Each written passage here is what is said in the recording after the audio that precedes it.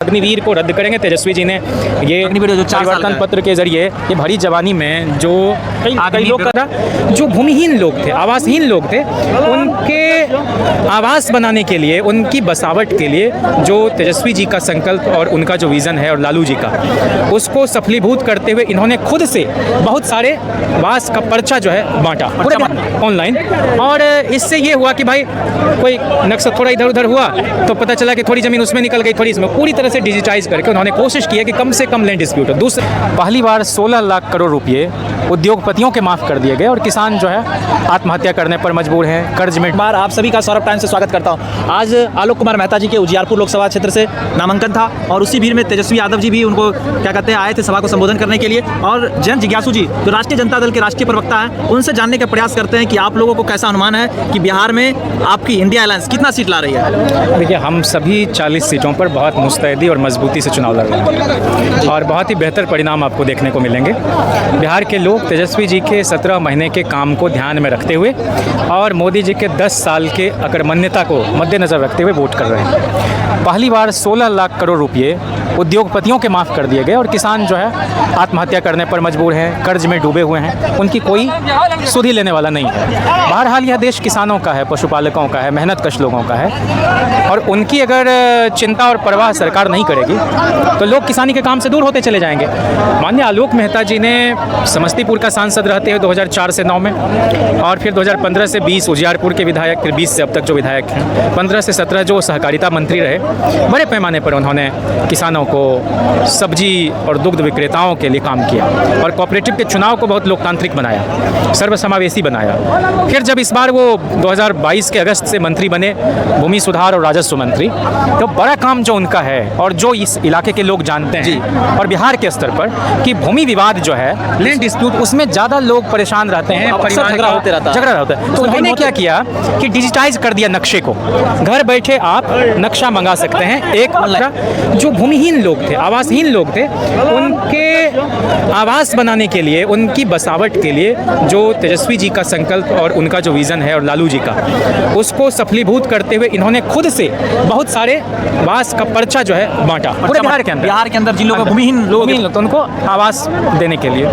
ये तो हुआ एक। तीसरा काम जो गन्ना उद्योग के विकास के लिए उन्होंने किया कि उन्होंने 20 रुपया प्रति क्विंटल, 20 रुपया प्रति क्विंटल गन्ने का के लिए गन्ना किसानों को बढ़ाया। तो इससे कई हेक्टेयर पर में जो खेती होती है गन्ना किसानों को, वो पूरे बिहार में अतिरिक्त लाभ 2400 करोड़ रुपये का होगा किसानों को। पूरे देश के किसी सूबे में 20 रुपया नहीं बढ़ा है। अब तक कह रहे हैं कि 5 रुपया यूपी जैसे राज्यों में नहीं बढ़ा है सालों से। तो मैं कह रहा हूँ कि ये एक बड़ा काम था और वो जाते जाते उन्होंने उस पर दस्तखत कर दिया तो हो गया। वो शिक्षा मंत्री रहते हुए उनका भले 1 सप्ताह के आसपास उनको मौका मिला, समय मिलता तो और बेहतर वो करते, लेकिन उन्होंने ये किया कि कोई भी बच्चा ज़मीन पर नहीं पढ़ेगा, सबके लिए बेंच डेस्क की व्यवस्था होगी। स्कूलों में भी देख रहे हैं कि बेंच डेस्क, और उजियारपुर तो इस मामले में एक मॉडल की तरह है। उन्होंने चबूतरे पर सोलर लाइट लगा के एक कम्युनिटी रीडिंग का कॉन्सेप्ट उन्होंने दिया और कई जगह कई भवन का निर्माण कराया। आप जो विद्यापति स्टेशन था उसका नाम विद्यापति धाम करके शाहपुर पटौड़ी को मॉडल स्टेशन बनवाया। समस्तीपुर जिले को पिछड़ा जिला घोषित करा के बाढ़ प्रभावित उस समय जो था, बहुत सारे जिले थे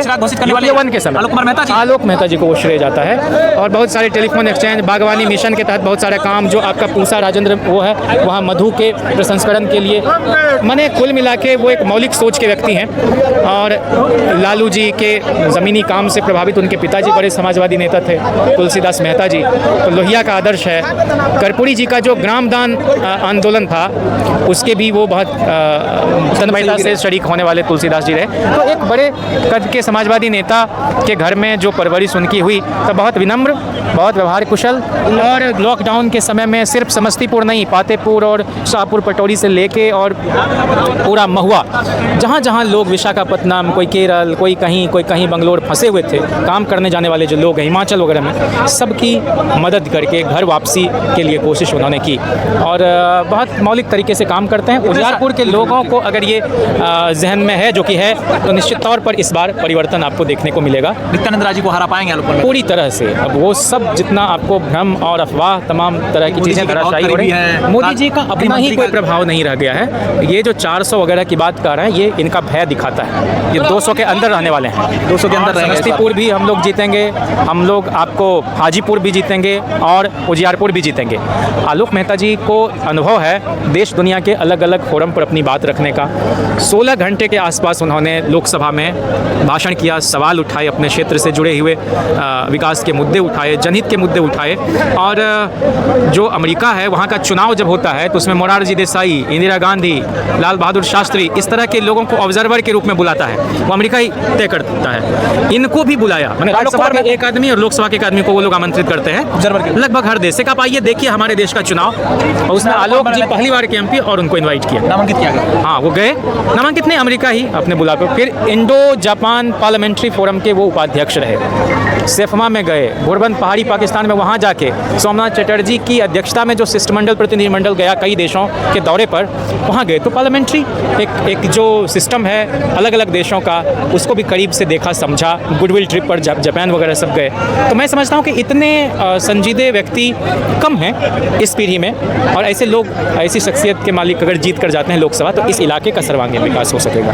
अग्निवीर को रद्द करेंगे तेजस्वी जी ने, ये परिवर्तन पत्र के जरिए, ये भरी जवानी में जो कई लोग इलेक्ट्रोल बॉन्ड ज़्यादा चर्चा में है, और वित्त मंत्री निर्मला सीतारमण की पति भी कहेंगे ये देश नहीं पूरी दुनिया का सबसे बड़ा घोटाला है, स्कैम है। इस स्कैम पर आप क्या कहिएगा? देखिए, जब समान प्रतियोगिता होगी तब तो एक बराबरी का मुकाबला होगा।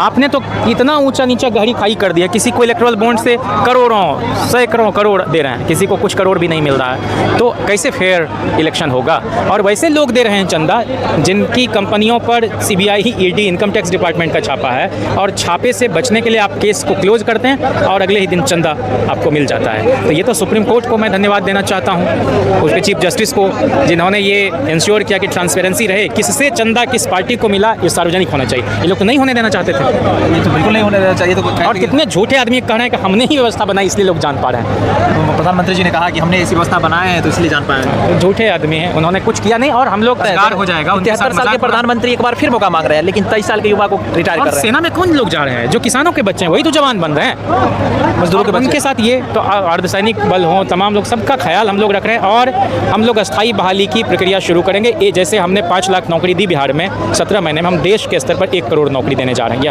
हमारी घोषणा है। और आलोक मेहता जी ने ही पहली बार, मतलब पहली बार नहीं कहूँगा, लेकिन पार्लियामेंट में एक प्राइवेट मेंबर बिल लाया कि राष्ट्रीय युवा आयोग का गठन होना चाहिए, जो युवाओं के मसले पर काम कर सके। और हमारी सरकार बनेगी तो हम लोग उसको अमली जामा पहनाने का काम करेंगे। हम जो पुराना पेंशन स्कीम था उसको वापस लाएंगे।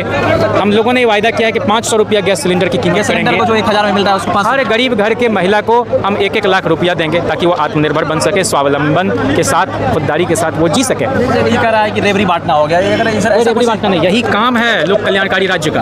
पूंजीपतियों की मदद करना नहीं, सरकार का ये काम, जरूरतमंदों का, मजलूम। आप अब तक देखिए ना, जितनी समाजवादी सरकार ये नहीं है, देवेगौड़ा जी के समय में लालू जी राष्ट्रीय अध्यक्ष थे जनता दल के, ये लाल कार्ड पीला कार्ड जो देख रहे हैं वो हम लोगों का लाया हुआ है, हम लोगों की पार्टी के मंत्री थे। सर, ये बात को आप लोग मतलब मजबूती से रखने वाले कि राशन पहले से, आज का नहीं है ये, राशन पहले से, उसके भी पहले से लोग देते थे। करुणानिधि में कह रहा हूँ, तमिलनाडु में के कामराज वगैरह मध्याह्न भोजन का कॉन्सेप्ट लेकर आए, तो ये पहले से है, इसमें कोई दो मत नहीं है। और हम लोगों की सरकार बनेगी तो निश्चित तौर पर इन सारी बातों का हम लोग ख्याल रखेंगे। पूरे देश में जातिवार जनगणना कराकर सभी जाति धर्म के लोगों के लिए हम लोग योजनाएं बनाएंगे, मंडल कमीशन की बाकी सभी सिफारिशें लागू करेंगे। बड़ी बड़ी नौकरियों में पिछड़े दलित की भागीदारी उतनी नहीं है जितनी होनी चाहिए, ऐसा कहा जा रहा है। इसीलिए तो हम कह रहे हैं कि राष्ट्रीय न्यायिक सेवा आयोग का नए तरीके से गठन करके हर अपर जुडिशरी में भी सभी तबके के लोगों का प्रतिनिधित्व सुनिश्चित हो सके, इस तरह से जजेस का अपॉइंटमेंट हो। ये सरकार आने के बाद हम लोग तय करेंगे ताकि इंसाफ सबको मिल सके। धन्यवाद। जैसा कि आप देख रहे थे, आलोक मेहता जी को यहाँ उजियारपुर के लोग जिताएं, ये हम अपील करना चाहते हैं। और यहाँ के लोग निश्चित तौर पर उनके काम काज को देखते हुए एक भरोसे के साथ लालटेन छाप के आगे बटन दबाएंगे और उनको देश की सबसे बड़ी पंचायत में दोबारा पहुँचाएंगे। बहुत बहुत और सरकार बनी तो मंत्री भी बनेंगे। मंत्री, इतना भरोसा आपको? ये समाजवादियों की धरती है, आपको मालूम ही है। कर्पूरी जी कितने बड़े नेता थे, मंजेलाल का नाम आपने सुना होगा। तो ऐसे ऐसे लोग यहाँ से निकले हैं। आलोक मेहता जी उसी समाजवाद के आंगन में पुष्पित पल्लवित एक ऐसे पौधे हैं जो वट वृक्ष बनने की दिशा में अग्रसर है। निश्चित तौर पर भारत को उनका सर्वश्रेष्ठ मिलेगा। बहुत बहुत शुक्रिया।